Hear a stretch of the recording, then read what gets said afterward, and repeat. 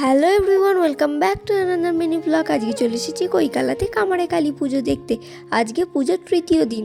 মেলায় ঢোকার আগে প্রথমে শিব পার্বতীর দর্শন করে নিলাম, তারপরে চলে গেলাম আমাদের কামারে কালী মায়ের কাছে। তৃতীয় দিন হওয়ার কারণে ভিড় অনেকটাই কম, আর মাকে আমরা একদম সামনে থেকে দর্শন করে নিলাম। এটা নিয়ে দ্বিতীয়বার কামারে কালী মায়ের কাছে আসলাম। শুনেছি কামারে কালী মা নাকি খুব জাগ্রত। প্রথম দিনেই আসার ইচ্ছা ছিল, কিন্তু তা হয়নি। বলে না, ভগবানের স্থানে আসার জন্য ভগবান ডাক না দিলে আসা হয় না, হয়তো সেই রকমই কিছু হয়েছে। মন্দির থেকে বেরিয়ে চারিদিকে দোকানগুলো একটু ঘুরে দেখছিলাম। এই দোকানের সব কানের হারের দাম ছিল 30 টাকা করে। তারপর একটা 20 টাকার দোকানে চলে গেলাম। এখানেও সেম হার পাওয়া যাচ্ছিল, কিন্তু কোয়ালিটি অনেকটাই খারাপ। আজকাল এত জায়গায় এত মেলা বসে, আর সব জায়গায় গিয়ে দেখি সেই একই জিনিস। সেই একই জিনিস কি কিনবো বলো তো? তার মধ্যেই 30 টাকার হারটা আমার বেশ ভালো লাগছিল, বেশ কিউট ছিল দেখতে। এরপর মেলায় আর কি কি দোকান বসেছে সেগুলো ঘুরে ঘুরে দেখছিলাম।